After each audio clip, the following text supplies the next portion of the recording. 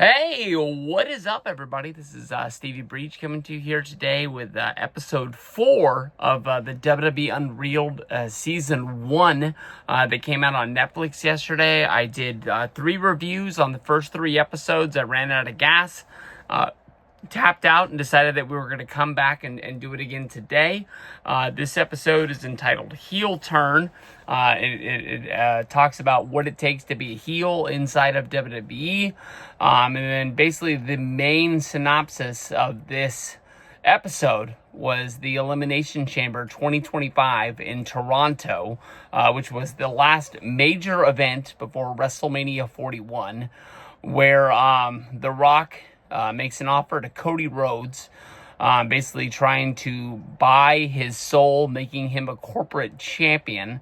And the WWE writers have to devise a big plot twist to the Elimination Chamber pay-per-view that basically left a lot of John Cena fans and WWE fans worldwide shocked at the end of the night.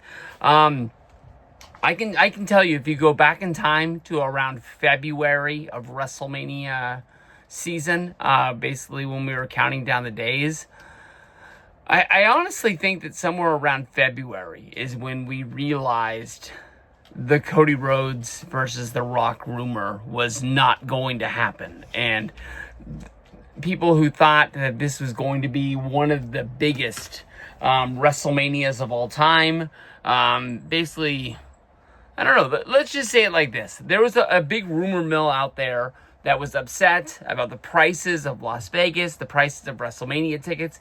People started really bagging on WWE and this show, basically saying that no one was going to be there. I know that the attendance was bigger on night 2 than it was on night 1. But being there, that place was damn near sold out. I didn't go to the upper deck to look around and count empty chairs, but I can tell you the one thing. There was no empty seats on the floor. There was no empty seats in the hundreds where I was, and I didn't really see any tweets throughout the night of people showing like empty areas that were not filled that night. WrestleMania season ruled. I loved it, and this was a night that honestly I ate up hook, line, and sinker.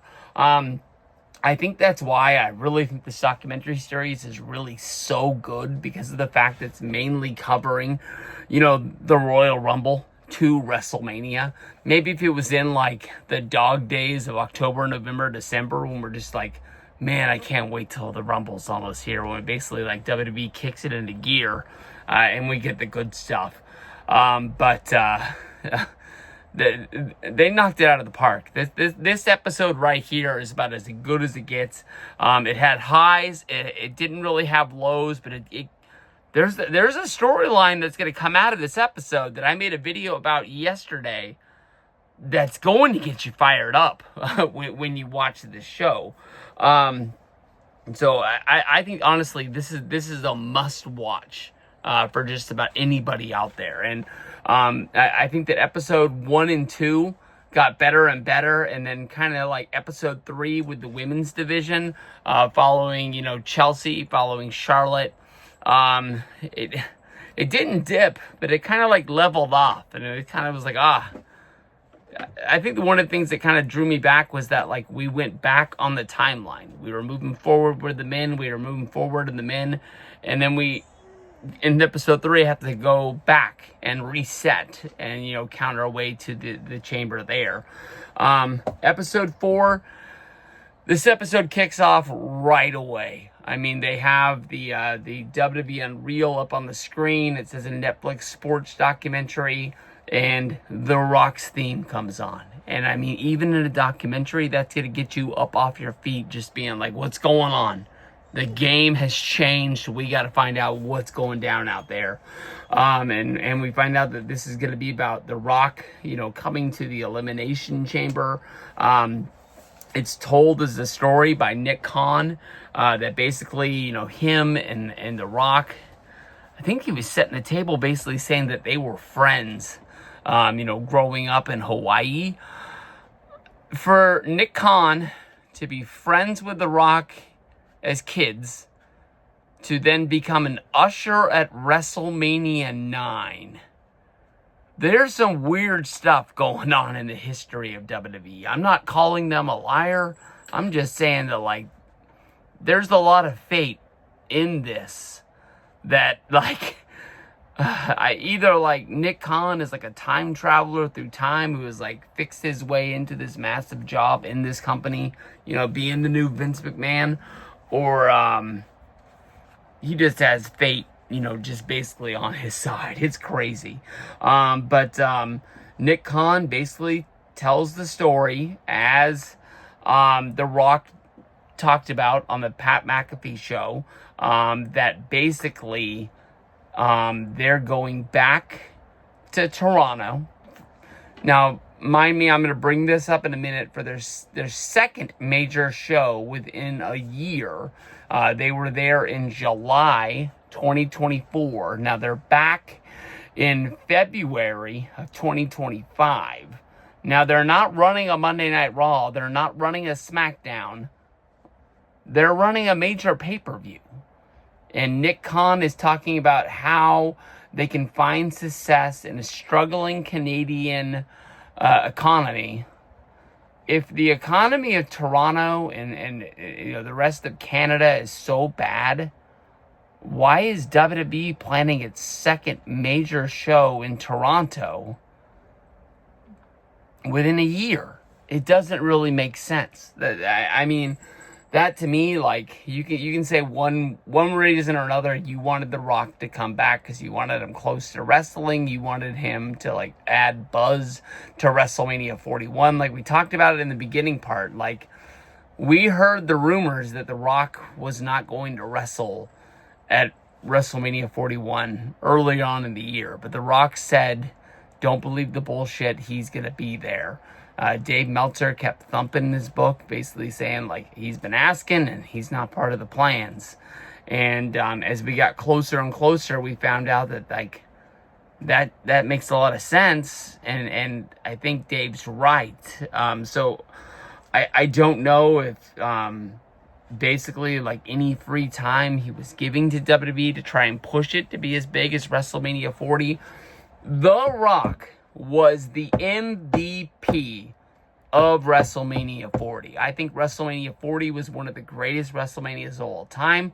I had buyer's remorse that I did not go to that event because there was a time when I was really trying to put together a trip, and I think I kind of killed it, mainly because of the fact that I had to buy a 2-day ticket to WrestleMania, and I was confused on how to do that, which is very, very stupid. It's very, very easy. Just buy a combo ticket. But I did not understand the combo ticket enough to just be like, you know what, I'm out. I missed the pre-sale. You know, I'm buying on the secondary market. How is one ticket going to get me into an event for 2 days? I know it doesn't make a ton of sense, but that's kind of the truth. But you know, you know, the feelers were out there that, like, The Rock's not going to be there. What are they going to do? Is this going to be a great WrestleMania? Is it going to be another WrestleMania like WrestleMania 26 or WrestleMania 27 that you go to, you're all pumped up and feeling for, and then, like, you get on your phone and there's just a whole bunch of people talking about how bad the show was, how bad the product was, and you're kind of having to think, like, did I just waste a lot of money? Sorry about that. That edit is because my friend Mike called me. He just ran into the Barstool crew at the National Card event in Chicago, and I had to pop for him because he sent me a picture he needed me to see. But, you know, that night at Elimination Chamber, they changed the game. They changed the face of wrestling. The decision to come together of... you know, John Cena saying that he was going to retire at Money in the Bank last year when they were in Toronto. Now he is returning, and he's coming back for his last Elimination Chamber on the road to WrestleMania. It is kind of his last-ditch effort to main event the show, find his way into a championship match. You know, they have Michael P.S. Hayes describing what it's like to be a heel within the company, and he talks about how he made a lot of money throughout his career, being the guy that, you know, scored a few victories along the way, but he was mainly a guy that like looked up at the lights and he got his ass kicked because, you know, he was a bad guy and, you know, they wanted to send the fans home happy. So he had to be the guy to take the loss. And then throughout they're talking to Xavier Woods, which I thought was a weird choice to bring into the table. But I think they're trying to set the table of, you know, who is a heel in WWE. And Xavier Woods is talking about, you know, how the New Day, you know, came together in WWE, and they've been a team for 10 years. But, you know, Big E suffered an injury, and it's been a few years that he's been sitting on the sideline, and he hasn't really been, you know, traveling with the crew, and it's only been Kofi Kingston and Xavier Woods. They didn't really touch on that they were having some problems at the time. Looked like they were, you know, itching towards a breakup. But instead of turning on each other, they turn on Big E and basically say how Big E hadn't been there for him. You know, he hasn't been around, and now all of a sudden he wants to come back and be their manager. He's not just going to like jump on the gravy train. They're going out on their own. And they didn't beat up Xavier Woods. I'm sorry, Xavier Woods didn't beat up Big E, but they sent him back, you know, with the boohoo face. And every fan that was with the New Day sort of knew that it was like a new chapter.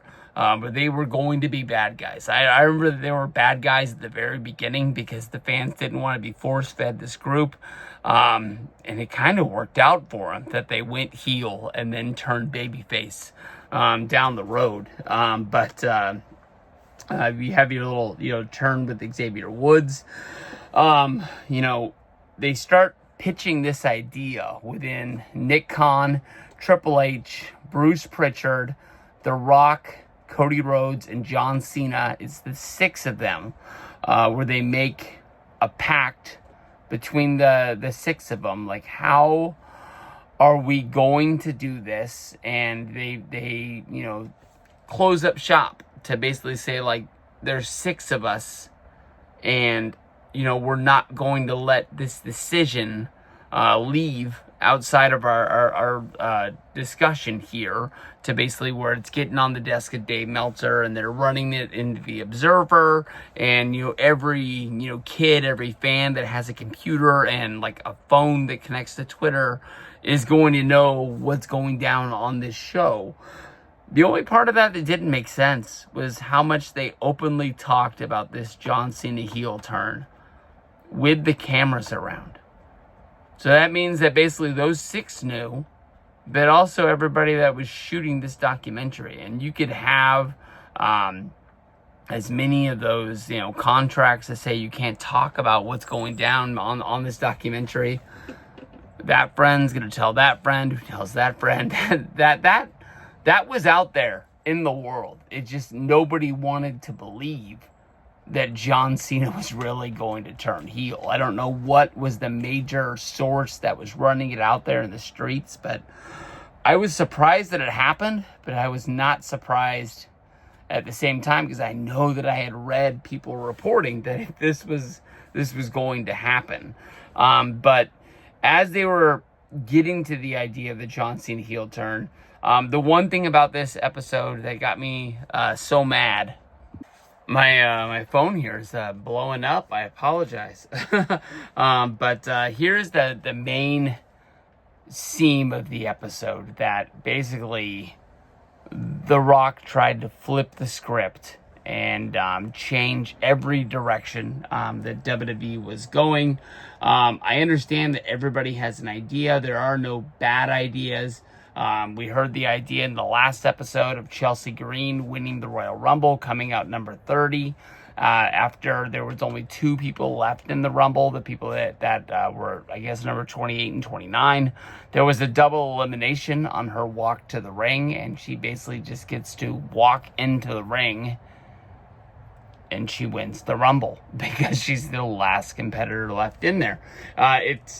It's definitely like they've never done that before, because like we've seen just about every finish that there is out there. But you basically, when The Rock is around, Brian Gewirtz, who used to be the head writer of WWE until the time that the Rock basically left WWE. Now he works with The Rock on various projects. He just wrote a book within the last 2 years, I'd say, about him being like, I think he's titled like the 7th most powerful man in WWE at the time. But he said that Cena and Cody just felt a little bit dry. It felt a little bit flat. And they basically said that The Rock was going to ask Cody Rhodes for his soul to be his champion. At that time, when Cody turned him down, they would have an impromptu championship match playing off Saturday night's main event as well as the Royal Rumble. And it would be Kevin Owens in his home country of Canada going up against Cody Rhodes for the championship, where they would do a turn. The only problem is, where do they go from there? Because Cena fights the champion. So it would be Cena having to go up against Kevin Owens.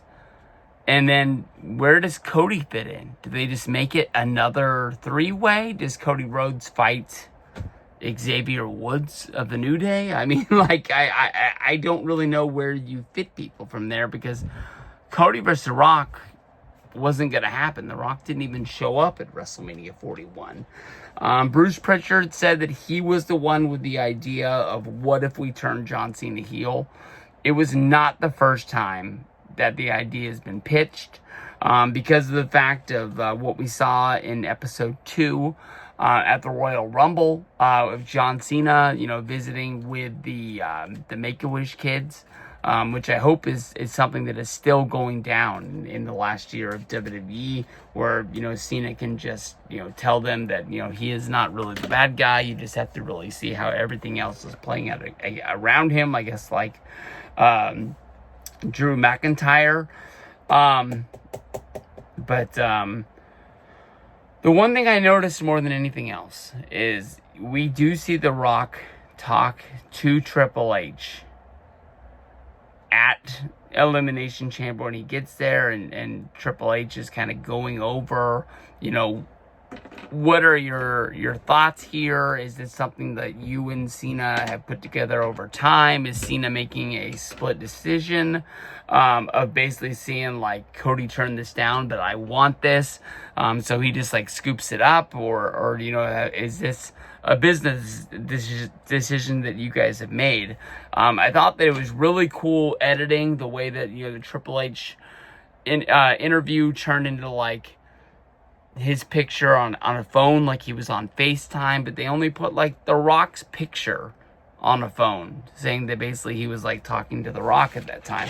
There are no Rock interviews as of yet in episode 4. We still have one more episode, but then again, if the next episode's probably going to be around WrestleMania 41, and the Chamber was the last time that we see The Rock, I'm guessing The Rock's not going to be there. But the story that Triple H tells doesn't really match up with the interview that The Rock did after WrestleMania 41 on the Pat McAfee show, where basically, he just was called there as a favor. He was never a part of the plans.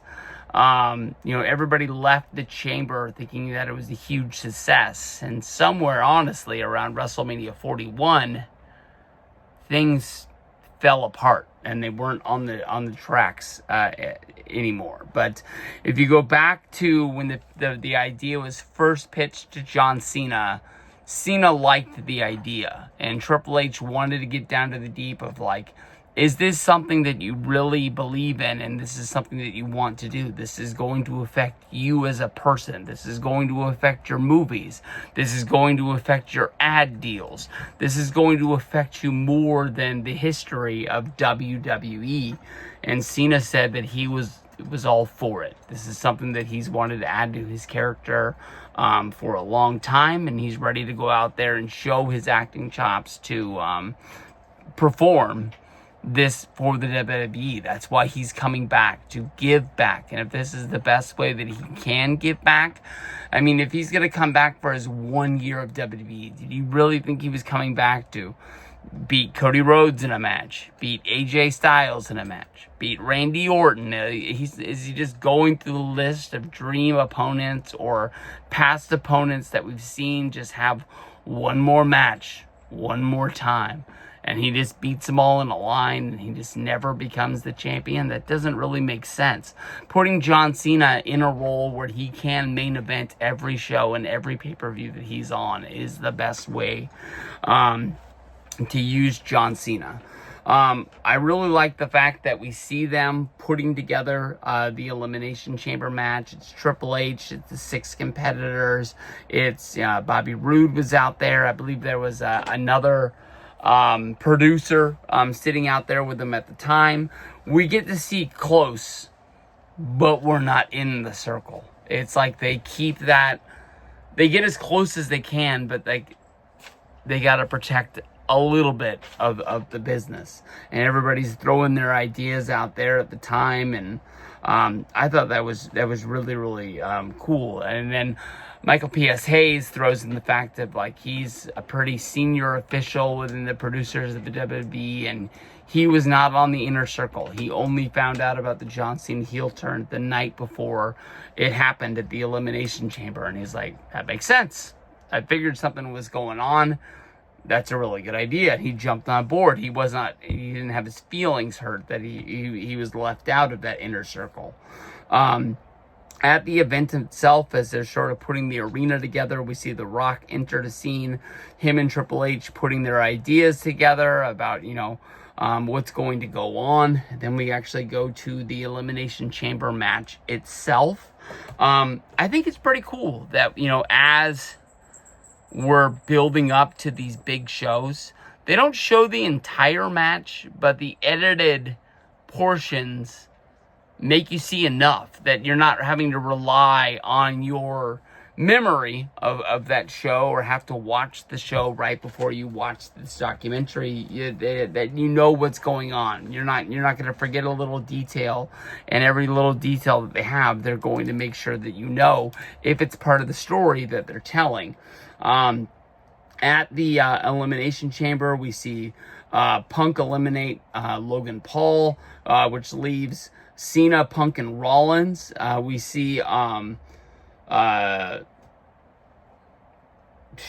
we see an AA from John Cena, and then we see Punk jump on Rollins to get the 1, 2, 3, which I've learned from this doc is it's the second time that I've seen CM Punk pin Seth Rollins. We saw it on the first Raw, and then we saw it on at the Elimination Chamber, eliminating from there. And for some reason, I had this storyline in my head that I thought the WWE was telling was that CM Punk had never beaten Seth Rollins.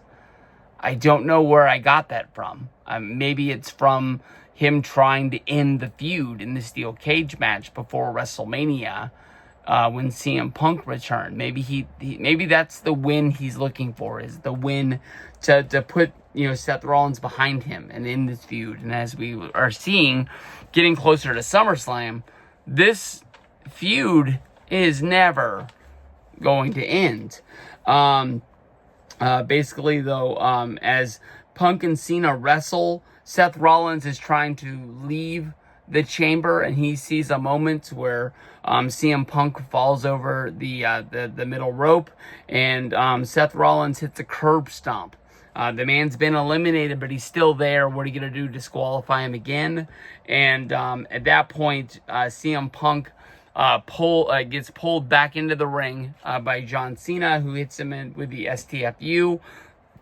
Punk doesn't tap out. Basically, Punk just passes out. And in the match, as John Cena is announced the winner, Cody Rhodes, who is the champion, who is going to be fighting against the winner of this chamber, comes down to the ring to congratulate John Cena, setting up what the WrestleMania 41 match was going to be. But we all knew The Rock was going to be there. We all knew that Rock and Cody were going to have some sort of a segment. As soon as they cut the Cody Rhodes theme, the Rock theme hits, and The Rock makes his way down to the ring with Travis Scott, who has turned heel since the Raw on Netflix debut, where he was just walking out with Jey Uso, getting his yeet on. Cody looks into The Rock and basically says that he wants everything that The Rock is offering, but he tells The Rock to go fuck himself when it comes to, giving up his soul to be the corporate champion. He's going to fight as the champion for as long as he can, and if he loses the belt, he's just going to go out and he's going to make sure that he wins it again. At that point, John Cena seems like he's so fired up that he pulls Cody Rhodes in. He gives him a big hug. John Cena and The Rock are looking face to face behind Cody's back, and that's when we see him give the kill sign. That's when John Cena's face turns into a robot, and Cena kicks him right in the nuts. And at that point, Cena is punching Cody in the face with the Rolex. I'm not really sure where the Rolex came from. I don't know if they're telling the story, if it is The Rock's Rolex that Cody gave him at WrestleMania 40, celebrating their main event match with Rollins and Roman, that he got him. But the Rolex came from somewhere that left Cody all beat up. And basically from there, we're left with The Secret, which I wrote down, which I honestly don't remember what The Secret is. Maybe The Secret was nobody letting the rumor out and ruining it for us wrestling fans. They left us with the montage of wrestling YouTube kind of like reactions, and people of all ages were turned upside down by this, but mostly, more than anything else, was the kids that were crying, and the one kid stole the show. He just basically says, The Rock and John Cena, I fucking hate them. But this was by far the best episode so far of WWE Unreal. This was episode 4, heel turn. I'm gonna get this mashed together because it's in 3 parts as of right now because of the phone calls. I apologize, but I gotta get to episode 5, finish this bad boy off, and call it a day. Peace out, everybody. Thank you.